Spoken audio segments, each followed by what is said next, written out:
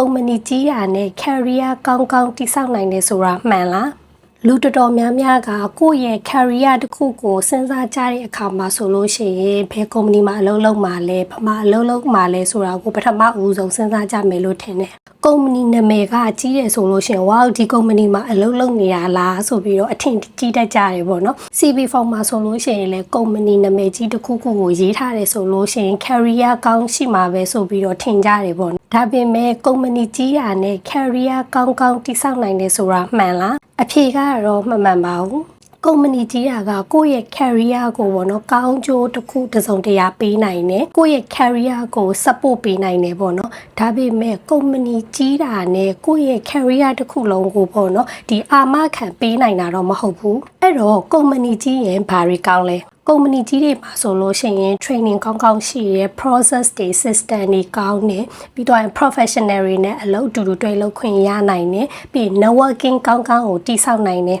ပြီးတော့လို့ရှိရင် project အကြီးကြီးတွေမှာဆိုလို့ရှိရင်ကိုကပါဝင်ခွင့်ရနိုင်ပြီးတော့ CV မှာလဲပေါ့နော်ဒီ branding တစ်ခုအနေနဲ့ကိုယ့်ရဲ့အနာဂတ် career တစ်ခုကိုအထောက်အကူပြုနိုင်တယ်ဒါတွေကတကယ်လဲအရေးကြီးပါတယ်ဒါပေမဲ့ကုမ္ပဏီကြီးတစ်ခုမှာအလုပ်လုပ်တာနဲ့ပေါ့နော်ကိုယ့်ရဲ့ career ကအလိုလျောက်တိုးတက်သွားတယ်လို့တော့ပြောလို့မရဘူးတချို့တွေဆိုလို့ရှိရင်ရှိရကုမ္ပဏီမှာဆိုလို့ရှိရင် training တွေရှိရ e-learning system တွေရှိရ certificate တွေပါတယ်ဒီဝန်ထမ်းကတခုခုယူချင်တယ်ဆိုလို့ရှိရင်ကုမ္ပဏီကအပြည့်အဝ supporting ပေးနိုင်တယ်ဒါပေမဲ့ဒီလို training တွေတက်တဲ့ certificate တွေရလာတယ်ဒါပေမဲ့ကိုရလာတဲ့ဒီလိုမျိုး knowledge တွေအသိပညာတွေကိုပြန်ပြီးတော့ပေါ့နော်ဒီကုမ္ပဏီလုပ်ငန်းခွင်မှာလက်တွေ့အသုံးချဖို့အခွင့်အရေးတွေမရှိနေတဲ့နေရာမျိုးတွေလည်းရှိတယ်ပေါ့နော်ဥပမာအဖြစ်ပြောရမယ်ဆိုလို့ရှိရင်ကိုကဒီ leadership နဲ့ပတ်သက်ပြီးတော့ပေါ့နော်leadership training တခုကိုကတက်လိုက်တယ်ဒီ training တခုပြီးသွားတဲ့အခါမှာဆိုလို့ရှိရင်ကိုက team တခုခုမှာကိုက lead လုပ်ရမယ်အခွင့်အရေးကိုတော်တော်နဲ့ရမလာဘူးဆိုလို့ရှိရင်ကျမတို့ကဒီ training တွေဘလောက်ပဲတက်နေပေါ့နော်ဒီဟာကိုတကယ်ကိုလက်တွေ့ apply လုပ်လို့မရဘူးဆိုလို့ရှိရင်ဒါတွေကအချိန်တော်တော်တွင်းမှာပဲမိသွားနိုင်တယ်ပေါ့နော်ပြီးရင်နောက်တစ်ခုကဆိုလို့ရှိရင်ကုမ္ပဏီကြီးပေမဲ့ကိုယ့်ရဲ့ role ကပေါ့နော်ဒီလိုတိုးတက်မှုရှိမလာတာမျိုးတွေလည်းရှိတယ်ကုမ္ပဏီကအရန်နာမည်ကြီးရဒါပေမဲ့ကိုကအမြဲတမ်းပေါ့နော် routine test တွေပဲလုပ်နေရတယ်ဒီနေ့လည်းဒီအလုပ်ပဲမနက်ဖြန်လည်းဒီလုပ်ပဲနောက်တစ်ပတ်လည်းဒီအလုပ်ပဲပေါ့နော်ဘာမှအသစ်အဆန်းတွေကိုလေ့လာခွင့်မရနေဘူးပြီးရင် decision လဲကိုကချခွင့်မရှိဘူး responsibility လဲရှိမနေဘူး skills အသစ်တွေလဲကိုကရမနေဘူးတော့နှစ်တည်ကြလာပေမဲ့ဒီကုမ္ပဏီမှာဒီ position နဲ့အလုပ်လုပ်တယ်ဆိုရဲ job title တစ်ခုပဲရှိရဲပေါ့နော်အဲ့တော့နာမည်ကြီးကုမ္ပဏီတစ်ခုမှာပဲအလုပ်လုပ်တယ်ပဲရှိတာပေါ့နော်ကိုရဲ့ဒီအနာဂတ် career တစ်ခုကိုတည်ဆောက်ဖို့အတွက်ကိုကအကျိုးရှိမနေတာမျိုးတွေလည်းဖြစ်တတ်တယ်ပေါ့နော်အဲ့တော့ဒီနေရာမှာစဉ်းစားရမယ့်အရာကကိုကဘယ်ကုမ္ပဏီမှာအလုပ်လုပ်နေဆိုတာထက်ဒီကုမ္ပဏီမှာအလုပ်လုပ်နေရင်လည်းကိုကဘာတွေကိုရ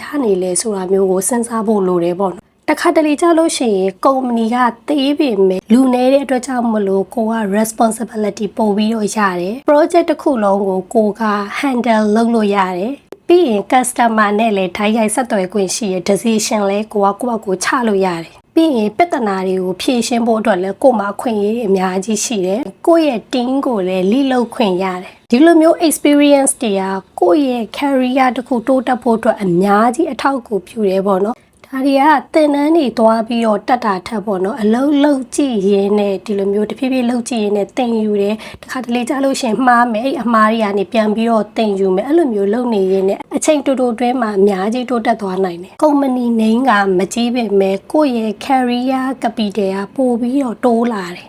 ဒါကြောင့်မို့လို့ကုမ္ပဏီရဲ့အရွယ်အစားနဲ့ career တိုးတက်ဖို့ကိုတိုင်းတာလို့မရအောင်အဲ့ဒါကြောင့်မလို့ကုမ္ပဏီ name ထပ်ပေါ့နော် career capital ကိုပို့ပြီးတော့ကြည့်ပါ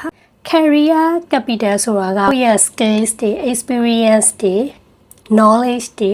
ပြီးတော့လို့ရှိရင် network တွေ problem solving ability တွေပြီးတော့ leadership experience တွေဒီဟာတွေကကိုကအလုံးလုံးနေရင်နဲ့ကိုယ့်ရဲ့ career တစ်ခုမှာပေါ့နော်ဒီလိုမျိုးတဖြည်းဖြည်းနဲ့တည်ဆောက်ပြီးတော့စုဆောင်းလာတဲ့တကယ်ကိုတန်ဖိုးရှိတဲ့အရာတွေပဲဖြစ်တယ်နာမည်ကြီးကုမ္ပဏီမှာ9နှစ်လောက်လုပ်ခဲ့တယ် skills အသစ်တွေကမတိုးလာဘူးဆိုလို့ရှိရင်ကိုယ့်ရဲ့ career capital ကလည်းတိတ်ပြီးတော့တိုးလာမှာမဟုတ်ဘူးကုမ္ပဏီကမကြီးပေမဲ့3နှစ်အတွင်းမှာဒီ project တစ်ခုကိုက lead လုပ်ခဲ့တယ်ဒီ skills အသစ်တွေအများကြီးရခဲ့တယ်ပြဿနာတွေအများကြီးကိုလည်းဖြေရှင်းနိုင်ခဲ့တယ်အဲ့လိုမျိုးဆိုလို့ရှိရင်တော့ career capital ကအများကြီးတိုးလာနိုင်တယ်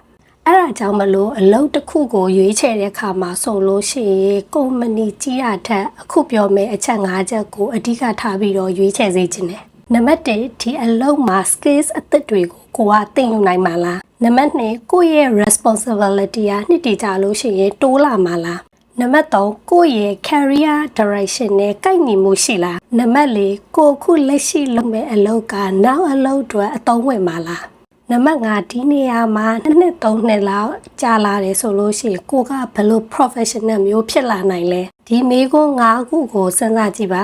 တခါတလေကြာလို့ရှိရင်ကုမ္ပဏီအကြီးတစ်ခုမှာကိုကတေးသေးလေးပဲဖြစ်နိုင်တယ်တခါတလေကြာလို့ရှိရင်တော့ကုမ္ပဏီတေးသေးလေးမှာကိုကတကယ်ကိုအရေးပါတဲ့လူတစ်ယောက်ဖြစ်နေနိုင်တယ်အဲ့ဒါကြောင့်မလို့ career ကိုရွေးချယ်တဲ့အခါမှာဆိုလို့ရှိရင်ဘယ်ကုမ္ပဏီကနာမည်ပို့ပြီးတော့ကြီးလဲဆိုတာထက်ဘယ်နေရာမှာငါကပို့ပြီးတော့တိုးတက်မှုရှိနိုင်မလဲဘယ်နေရာမှာငါရဲ့ skills တွေကတန်ဖိုးရှိလာမလဲဘယ်နေရာကငါရဲ့ future career အတွက်ပိုကောင်းတဲ့ foundation တစ်ခုဖြစ်လာနိုင်မလဲအဲ့ဒါတွေကိုစဉ်းစားသင့်တယ်လို့ထင်ပါတယ်အဲ့တော့ဒီနေ့ဒီဗီဒီယိုလေးကတော့ဒီလောက်ပါပဲအားလုံးပဲအလုပ်တွေအားလုံးအဆင်ပြေကြပါစေနောက်ဗီဒီယိုမှာပြန်တွေ့မယ် bye bye